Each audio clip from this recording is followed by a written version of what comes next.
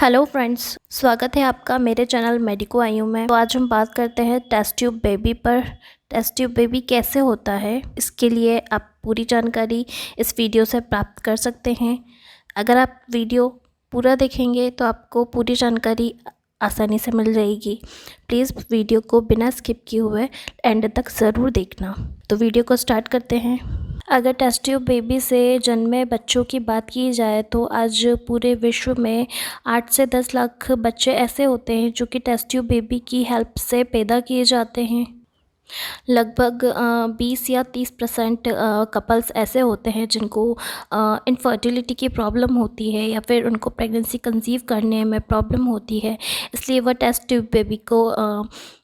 Tube baby की सहायता से अपने बच्चे को जन्म देते हैं।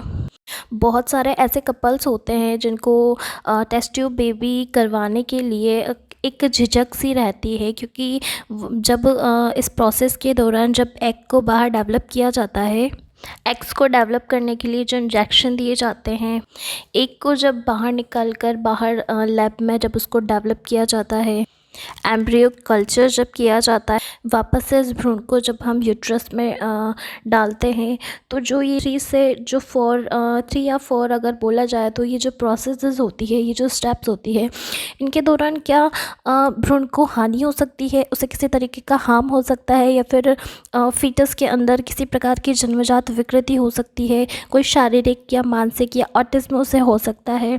इस प्रकार की चिंता बहुत सारे कपल्स में रहती है। बहुत सारी जो चिंताएं होती है बहुत सारे कपल्स में होने लगती है। इस बारे में वो बहुत ज़्यादा सोचते हैं, उनमें एक झिझक सी रहती है। इससे होने वाले जो फीटस होता है उस पर कोई इसका दुष्प्रभाव पड़ता है, तो इससे जो कपल्स होते हैं, जो पेरेंट्स होते हैं, उनमें ये बहुत सारी ऐसी चिंताएं होती है। तो जानते हैं इन सभी को बहुत अच्छे से हम इस वीडियो में जानेंगे। क्या इन सब से एक फीटस पर इसकी दुष्प्रभाव पड़ता है, कोई जन्मजात विकृति उसमें आती है या नहीं।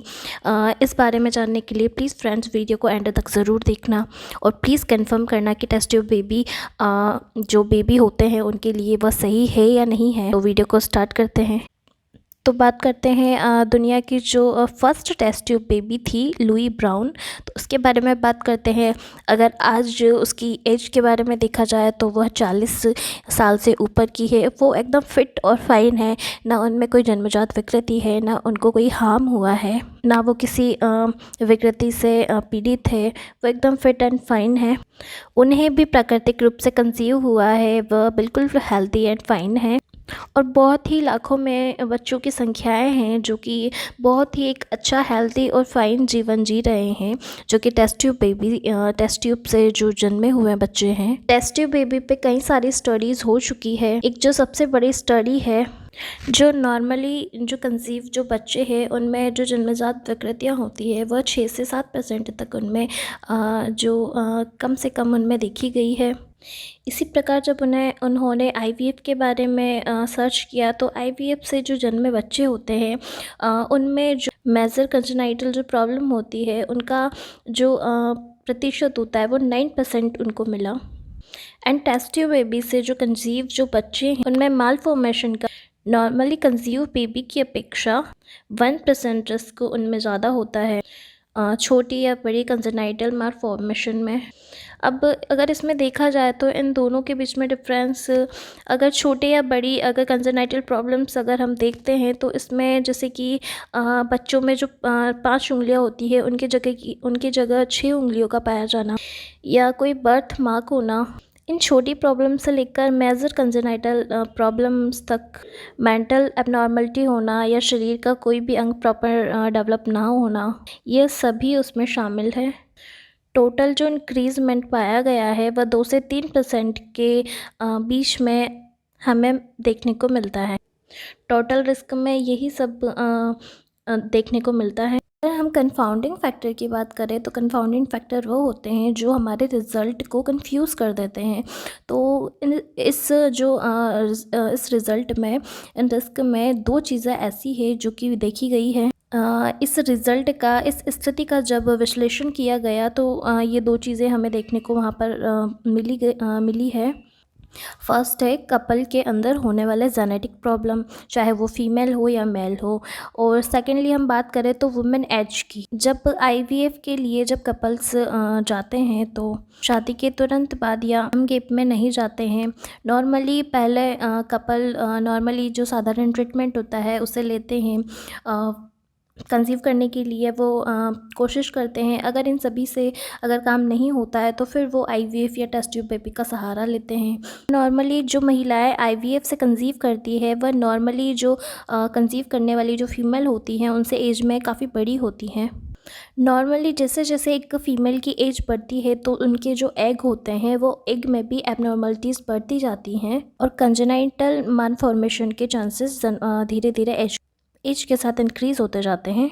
अगर डाउन सिंड्रोम की बात करें तो 35 या 35 से अबव की अगर महिला अगर कंसीव करना चाहती है तो उनमें डाउन सिंड्रोम होने के चांसेस काफ़ी ज़्यादा होते हैं। यही महिला अगर 40 की एज में अगर कंसीव करना चाहती है तो इनमें डाउन सिंड्रोम होने के चांसेस 1 in 40 है। इसी प्रकार अगर हम मेल इनफर्टिलिटी के बारे में अगर जाने तो जिन मेल्स में एज़ोस्पर्मिया की प्रॉब्लम होती है वह पेरेंट्स नहीं बन सकते थे। इसमें हम समझ सकते हैं कि कम से कम 30% मेल्स में जेनेटिक एंड क्रोमोसोमल प्रॉब्लम्स होती है। वह कपल्स पेरेंट्स नहीं बन सकते हैं। अगर उसके बावजूद भी अगर वह कपल्स अगर कंसीव कर लेते हैं तो जो मेल के अंदर जो जेनेटिक प्रॉब्लम है, क्रोमोसोमल जो प्रॉब्लम्स होती हैं, जेनेटिक जो डिफेक्ट्स होते हैं उनके कारण बच्चे के अंदर हाइपोस्पेडियस एंड और अदर कंजेनाइटल मालफॉर्मेशन का चांसेस बढ़ जाता है। फिर से अगर मैं कहूँ तो ये बिल्कुल भी आईवीएफ या टेस्ट ट्यूब के कारण नहीं है। यह एक एज होती है या एज के अंदर कोई अगर आपको जेनेटिक प्रॉब्लम है, क्रोमोसोमल आपको प्रॉब्लम्स होती हैं तो यह उसी के कारण जो बच्चे में डिफेक्ट पाए जाते हैं ये उसी के कारण होता है। आपको कंजेनाइटल मालफॉर्मेशन होता है। कंजेनाइटल मालफॉर्मेशन जब बच्चे में होती है तो वह इसी के कारण होती है, तो इसी को भी एक कारण दे सकते हैं। ऑलमोस्ट अगर हम बात करें आईवीएफ की तो आईवीएफ में पीजीएस जो टेक्निक होती है उस पर एम्ब्रियो की स्क्रीनिंग यूट्रस में डेवलप होने के पहले ही हम एम्ब्रियो की स्क्रीनिंग कर सकते हैं और उसकी जेनेटिक जो प्रॉब्लम होती है, जेनेटिक्स प्रॉब्लम के लिए आईवीएफ की सहायता से हम जो नॉन जेनेटिक प्रॉब्लम्स होती है उसको भी हम पहले ही प्रिवेंट कर सकते हैं। अब तक जो कपल्स होते हैं वो सिर्फ कंसीव करने के लिए ही आईवीएफ का यूज़ में लेते हैं, लेकिन अब जो जिन कपल्स में जेनेटिक प्रॉब्लम्स होती है वो अपनी फ्यूचर जनरेशन में इस जेनेटिक बीमारी से छुटकारा पाने के लिए भी आईवीएफ की हेल्प लेते हैं और पीजीएस टेक्निक की हेल्प लेते हैं। तो अगर आपके मन में अगर ऐसे कोई विचार आते हैं कि आईवीएफ से जन्मजात विकृतियाँ होती है, कंजेनाइटल मालफॉर्मेशन होता है, तो यह आईवीएफ का कारण नहीं है। यह ह्यूमन के अंदर चलती जेनेटिक प्रॉब्लम या फिर क्रोमोसोमल प्रॉब्लम होती है जिसके कारण बेबी में डिफेक्ट पाया जाता है।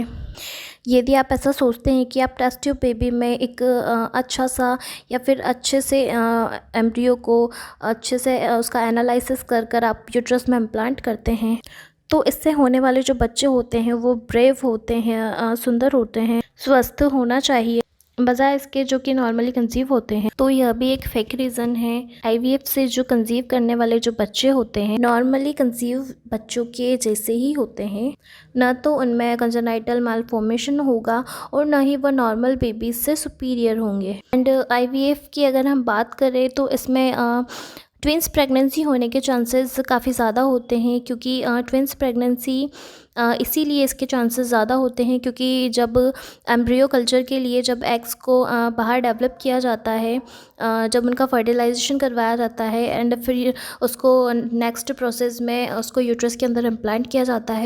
इस प्रोसेस में एक से अधिक एम्ब्रियो को यूट्रस में इम्प्लांट किया जाता है, क्योंकि अगर एक एम्ब्रियो के डिस्ट्रॉय होने पर भी या फिर एक एम्ब्रियो के इम्प्लांट नहीं होने पर प्रेगनेंसी कंसीव होने के चांसेस बढ़ जाते हैं। तो इसीलिए हम एक से ज़्यादा एम्ब्रियो को यूट्रस में इम्प्लांट करते हैं, तो इससे ट्विंस प्रेगनेंसी होने के चांसेस काफ़ी ज़्यादा होते हैं। तो ये हो गई टेस्ट ट्यूब और आईवीएफ के बारे में जानकारी। इसी प्रकार से हम टेस्ट ट्यूब बेबी और आईवीएफ नॉर्मल है या नहीं, इसके बारे में हमने पूरी जानकारी आपको दे दी है। अगर आपको वीडियो पसंद आती है तो प्लीज़ वीडियो को लाइक, शेयर और कमेंट ज़रूर करना और चैनल को सब्सक्राइब करना और नीचे दिए गए बेल आइकन को प्रेस ज़रूर करना फ्रेंड्स। Thank you.